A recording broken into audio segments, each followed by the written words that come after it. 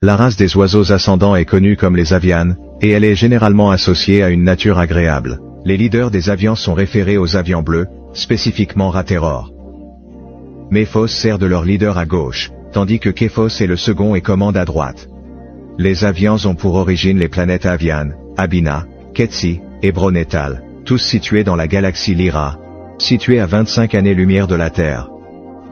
Ils ont aussi des bases établies dans d'autres galaxies.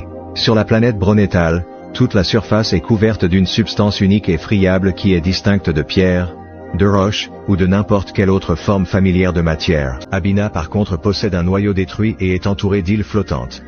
Les avians bleus font partie de l'Alliance Sphère, un groupe qui supervise le système solaire pour éviter les conflits et les guerres dans la galaxie. Actant comme l'ambassadeur pour les êtres oiseaux dans cette galaxie, Sesteuti. Les avians eux-mêmes sont des oiseaux géants humanoïdes, surpassant la hauteur moyenne d'un humain, mesurant environ 3 mètres de haut.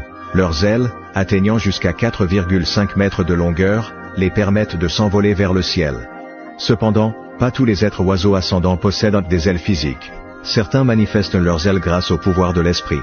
Les êtres aviens sont connus pour leur nature divine et très spirituelle.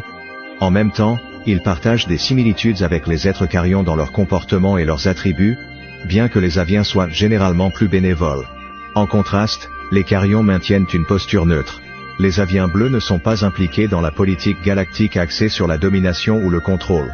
À l'inverse, les carions croient fermement en le maintien de l'ordre coûte que coûte, avec la croyance que les fins justifient les moyens. Apparemment, les carions étaient les premières espèces sentientes, de type oiseau à émerger dans l'univers, et ils considèrent que c'est leur droit de naissance et leur destin de gouverner toute l'existence, même indirectement. Cependant, leur approche n'est pas celle des conquérants mais plutôt celle des stratégistes et des penseurs, s'apparentant aux joueurs d'échecs. Cela soulève des questions intrigantes sur pourquoi les carions se seraient associés à Mère Hubur pour la création des reptiliens, une race qui vit de la conquête et la domination.